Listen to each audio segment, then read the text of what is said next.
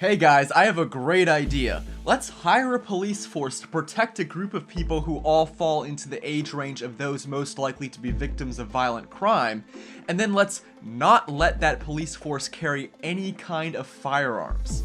Isn't that brilliant? Well, that's exactly what one Massachusetts college has decided to do. Let's check it out. So the Board of Trustees at Massachusetts College of Art and Design held a meeting earlier this month and voted 8-2 to keep its police force unarmed. It's apparently the only four-year college with this arrangement.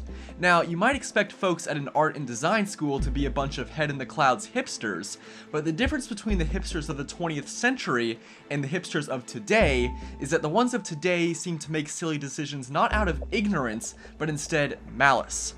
It doesn't seem like the mass art officers could be much more in favor of getting guns. Sergeant Matt Hurley talked about a false sense of security, saying parents have an expectation that when they send their child off to school at mass art, that since there is a police department there, they have nothing to worry about. This is just wrong.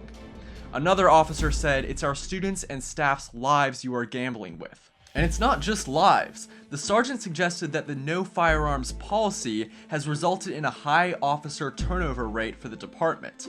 Now, both Mass Art's president and spokeswoman said that the decision was made with the intent of keeping the school a safe and inclusive environment. But safe and inclusive for whom? Students? Or maniacs who want to maim and murder them?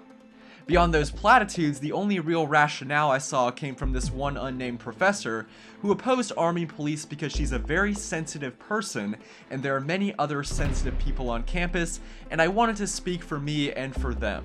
Okay, but if you're sensitive, surely you'd rather get startled by a gunshot every now and then from an officer than actually get, shot by a criminal who's on the run from police who can't gun him down. This story reminds me of Evergreen State, where the notorious riot happened when a white professor refused to leave campus during the Day of Absence segregation event. Here's Evergreen's former police chief Stacy Brown on the situation at that school. Is it a funding issue you don't have rifles, or it's some sort of a philosophical reason you don't have them? It's philosophical. Does it concern you, though, that if you had an active shooter, that might be a necessary, and I don't know law enforcement and the importance of having rifles, but I'm just It concerns me greatly. We should have rifles, in my opinion. Oh, okay. So whose decision was it not to have rifles? It wasn't you. It wasn't your department. It's not me. Do you know whose decision that was? The college administration. Now, I said former police chief because Stacy subsequently resigned. But hey, at least the Evergreen police had handguns. That's more than can be said for mass art officers. For Campus Unmasked, I'm Rob Shimshock. If you like this video and support our mission, please make sure to comment and subscribe. If something happens on your campus and you'd like us to investigate, send us details using the form on campusunmasked.com.